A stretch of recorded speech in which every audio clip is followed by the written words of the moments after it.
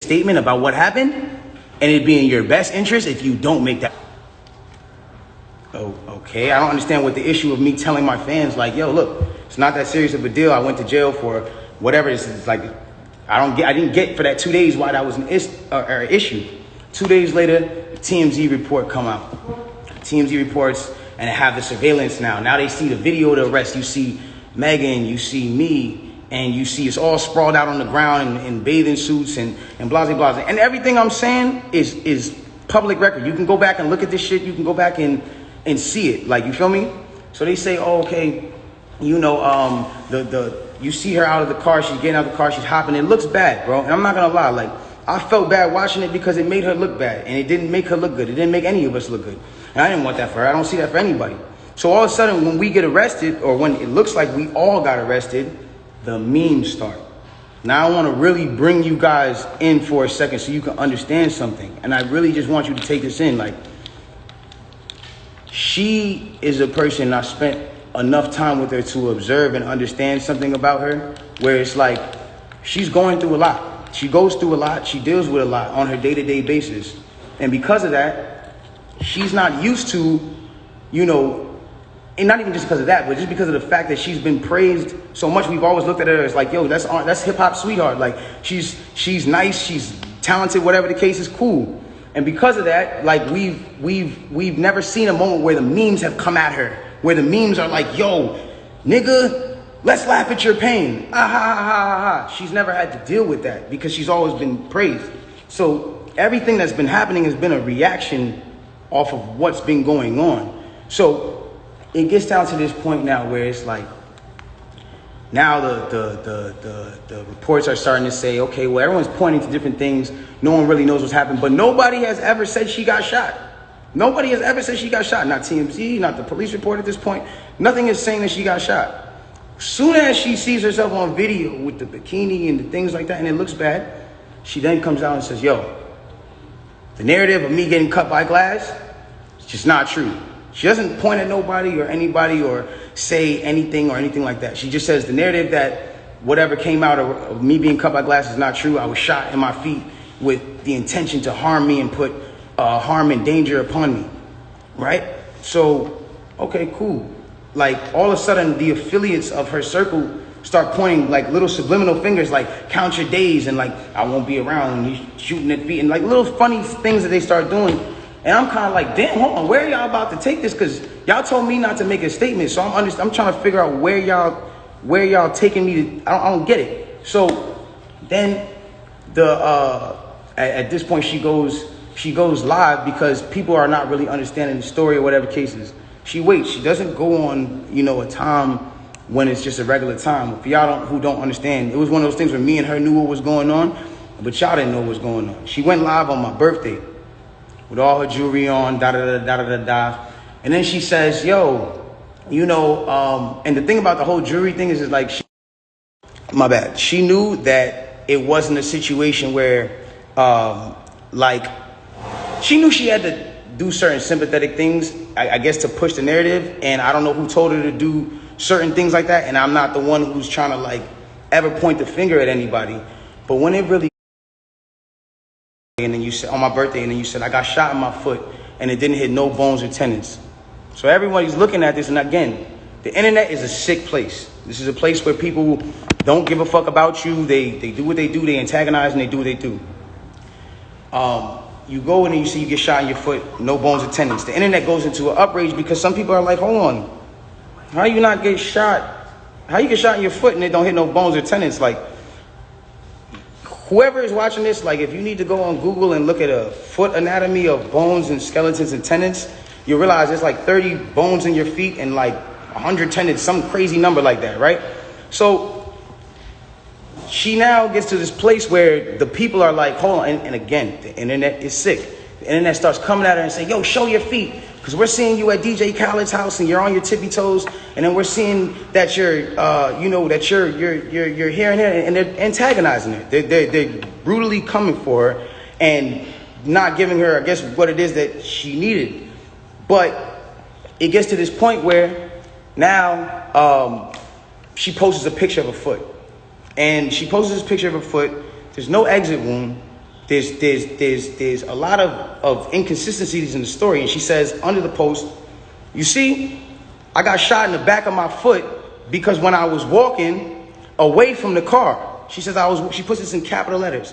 She says, I was walking away from the car and I got shot in the back of my foot. She doesn't ever show the other foot that she claims she got shot in. And I'm not trying to, again, I hate that this is coming off like I'm trying to come for her and whatever cases, but this is what I'm having to endure and watch when I'm knowing certain facts. So it gets to, it gets to this place where I'm just like, bro, like this is not me, and I don't deserve this. Like I don't deserve to have to go through this. Like I never have been somebody who's had domestic cases. I've never hit no woman. I've never had abusive cases with no woman. You can't pull those type of facts up on me. I don't have those. So it's like I just didn't understand why I'm going through this. So now it gets to this point where she posts this picture of her foot and everyone's seeing certain things and everyone's saying certain things about her foot, and some people think it's real, some people don't think it's real, and it gets to this place where some people are just not believing it. So she posted a picture. There's no bullet tray. Where are they taking out the bullets for the pan? Like if this is what's going on, like where are they taking out the bullets for the pan? I don't understand. Like where's the surgical? You're not in the surgical room, and anybody who knows, I mean, this is like, it clearly had to be the first day that you've taken this picture.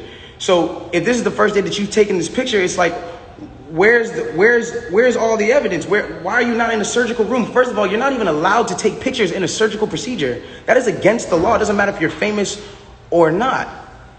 So it gets to this point now where it's like, she says, I was shot from behind and, blah, blah, blah, this, that, and the third, and I was walking away. And she puts that, and then she deletes the post after. But that contradicts with the first post, because you said somebody came out to hit you with malicious harm and danger, to put you in harm and all this danger and all this stuff. How can you identify who's shooting at you if you're facing the other way? How can you even identify criminal or malicious intent if you're not seeing what's going on behind you? That doesn't even make sense.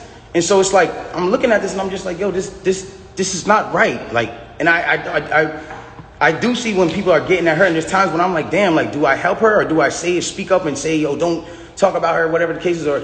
But if I do that, then it's like I'm coming off like I'm guilty. And then if I say something about having remorse, like I would like to, or saying something about certain things, it's like I come off like I'm guilty of something that I didn't do. So I had to be quiet on certain places. Now, I need y'all to really take this in and understand like how this works at this point.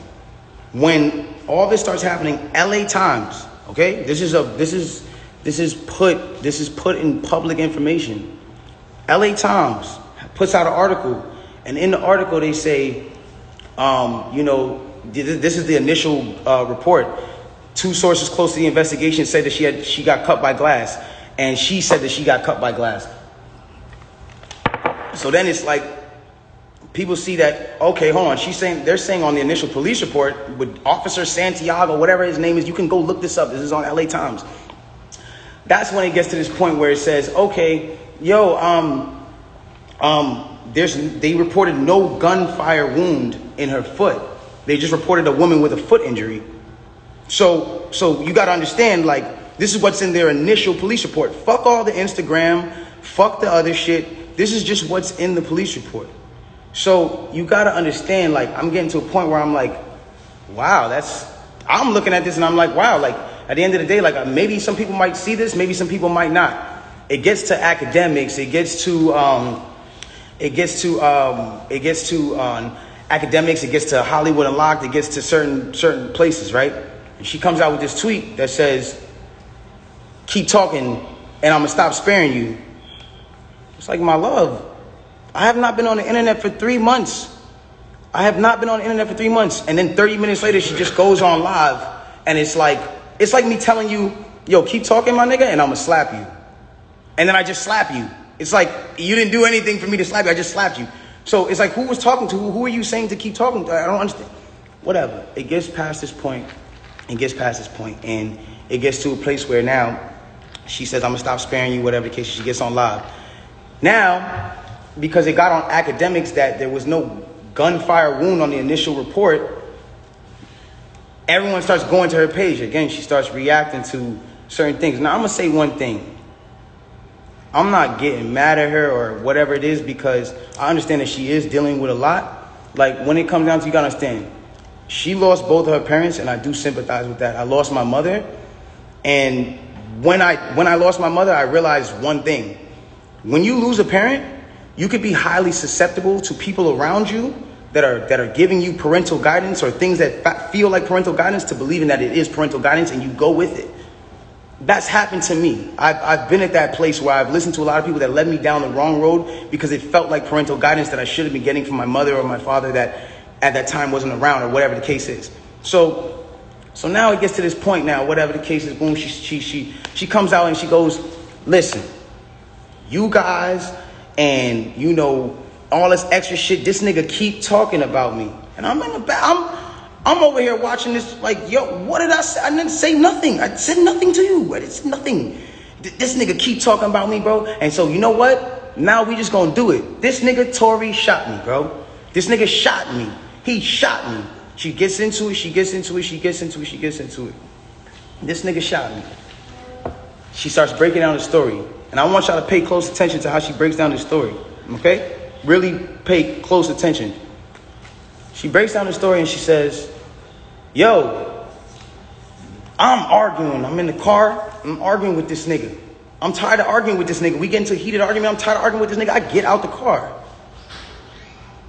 This nigga get out the car, and he starts shooting me. For no reason, he starts shooting me. So boom, then the cops pull us over and da-da-da-da. Hold on, let's take the first facts back for what she just said. So you mean to tell me that you're in a car with a person, and this person is arguing with you? This person has gotten you to a place of like, yo, I don't even want to be around you. Like, I'm above this. I'm out of here. You get out of the car because the heated argument is so heated, and then this person gets out and shoots you in both of your feet, and you jump back in the car? Why would you jump back in the car with a dangerous man who just did a dangerous crime to you, who did this criminal intent to you, and all this? Why? Why would you jump back in the car? Well, yo, then the police pull us over, and I see, you know what I'm saying, we're all black in the car, there's a gun in the car, so I don't even want to be like, you know what I'm saying, I don't want nobody to get in more trouble, and I'm trying to protect this man. Because at the end of the day, it's niggas getting shot out here. She then throws the black card at me. I'm trying to protect this black man. My love, nobody ever reported that you got shot but you. So how are you trying to protect me? At what point were you trying to protect me? At what point? Like, you know I got a child. You know that these type of situations, even an accusation, is something that I can't even be playing with. I don't even play with my life like that. So why would that, that to me just doesn't make sense. Okay, cool. Yo, I lied to the cops. I lied to the doctors. Let me tell you why they saying there's glass in my feet, though. Because I lied to the cops. I lied to the doctors. I lied to this, that, and the third. Ladies and gentlemen, I need us to really understand what she's saying here. You mean to tell me that these medical doctors that are in an ambulance that work on-site injuries 24/7 for all day, that have to know every type of on-site injury, the specifications on the type of on-site injuries, so they can treat it right? You mean to tell me you lied to these people and they just treated you for glass when you had a bullet in you? If that's what you're saying, okay, I'll give you the benefit of the doubt. Let's just say they were dumb. You mean to tell me that the cops who were called for a gunshot in a Suburban or whatever the car was, found that same Suburban and found a gun in it, see you leaking, and didn't check you for bullet wounds? I'll give you the benefit of the doubt and say they were dumb. You then further said, yo, I'm at cotton mouth like a motherfucker smoking all day. You then say, oh, well, I was trying to protect this black man, so I never said nothing. I didn't want them to shoot me. I didn't want them to kill me. Okay, but when me and Kelsey and Quan were over there being questioned, you were in a stretcher. No one is going to shoot you in a stretcher. You had plenty of time to tell the cops that you were in danger. You had plenty of time. I'm not protecting somebody who just heinously shot me after a conversation that we just had. My mind is not on protecting you. I'm bleeding from my feet. I'm thinking about protecting my own life, and I'm in danger. Why would you not say that with 2 feet bleeding from 2 bullet holes, from what you're saying? I don't understand that. And then there's this whole narrative of, you know, like, I didn't want to put this black man on you know, I didn't want to get him in trouble. Like, you know what I'm saying? I'm protecting this man, and he keeps talking. And so now, you know, he keeps getting his media team to start doing certain things to make me look incredible and to smear me and to make him look good and to make it look like I'm not. Hold on. Ladies and gentlemen, have I been around in the last 3 months saying anything? Have you seen in the last 3 months one article that made me look good during this? One? Have you seen it? You haven't seen it nowhere. Because at the end of the day, my PR team is not out here playing with my jeopardy of my life and freedom. Y'all are doing this for the internet. This is my life. I'm the only person with the case. So at the end of the day, when you sit here, y'all, like, I'm not going to jeopardize my son. Even if I know, regardless of what I know, it will come to light, and the truth will come to light. No issue with that. I have no issue with that. But I need y'all to understand, like, I'm a human being, bro. Like, this shit hurts, bro. Seeing my friends, people that I had on quarantine radio, be people that were just like my real, like, at least people I thought were my friends, like people I thought were like cool people, like, you know what I'm saying? And it's like, yo, everybody just shunned me. I showed everybody love at the top of the year. Everybody was on quarantine radio, hee hee ha ha ha.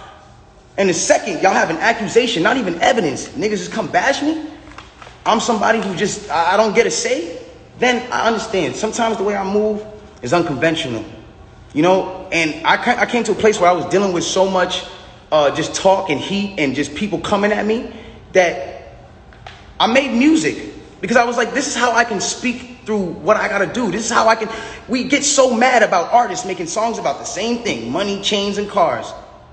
So when a nigga comes out and says his true passion, puts his true heart, his emotions, the pain that he's dealing with his baby mother, his child, when a nigga goes and does that and pours his emotion into the tape, or what, he wrong?